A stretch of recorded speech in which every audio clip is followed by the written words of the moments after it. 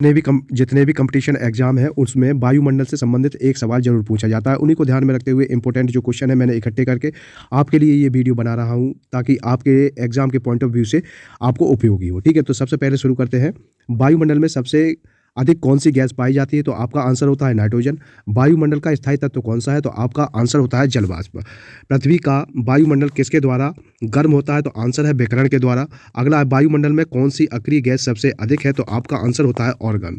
अगला है कौन सी गैस ग्रीन हाउस प्रभाव के लिए उत्तरदायी है? तो आपका आंसर होता है कार्बन डाइऑक्साइड, जिसे CO2 लिखते हैं। ठीक है, अगला है सूर्य की तीव्र किरणों से झुलसने से कौन सी गैस हमारी रक्षा करती है? तो आपका आंसर होता है ओजोन। अगला है भूपृष्ठ से परावर्तित अवरक्त किरणों के अवशोषण द्वारा भू वायुमंडल में तापमान वृद्धि की क्रिया को क्या कहते हैं? तो आपका आंसर होता है ग्रीन हाउस प्रभाव। वायुमंडल में नाइट्रोजन की कितनी प्रतिशत मात्रा है? तो आपका आंसर होता है 78%। अगला आता है क्षोभमंडल की धरातल से ऊंचाई कितनी है? औसत ऊंचाई कितनी है? तो आपका आंसर होता है क्षोभमंडल की धरातल से औसत ऊंचाई 14 किलोमीटर है। अगला है किस मंडल को संवहन मंडल भी कहा जाता है? तो आपका आंसर होता है क्षोभमंडल। अगला है पृथ्वी के वायुमंडल का सबसे अधिक घनत्व कहाँ होता है? तो आपका आंसर होता है क्षोभमंडल में। ठीक है, अगले पे बढ़ते हैं। वायुमंडल में दैनिक मौसम परिवर्तन किसके कारण होता है? तो आंसर है आपका क्षोभमंडल के कारण। क्षोभमंडल के कारण क्या होता है? वायुमंडल में दैनिक मौसम परिवर्तन होता है। अगला है ओजोन परत कहाँ पाई जाती है? तो आंसर होता है समताप मंडल में। ये सबसे मोस्ट इंपोर्टेंट क्वेश्चन है, ये काफ़ी परीक्षाओं में आ चुका है कि ओजोन परत कहाँ पाई जाती है।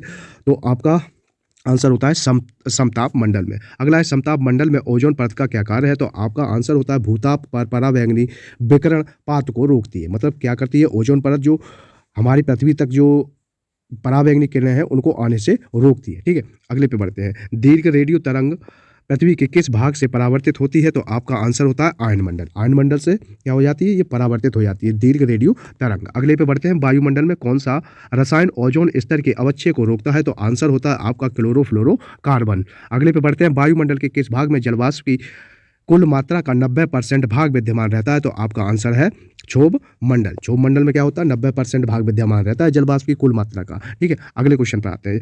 वायुमंडल का कौन सा भाग रसायन मंडल का एक भाग है? तो आपका आंसर होता है ओजोन मंडल। अगला है हवाई जहाज को उड़ने के लिए कौन सा मंडल उपयुक्त है? तो आपका आंसर होता है समताप मंडल। अगला है वायुमंडल की निचली परत क्या कहलाती है? तो आपका आंसर होता है क्षोभ मंडल कहलाती है। ठीक है, अब मिलते हैं अगली वीडियो में अगले क्वेश्चनों के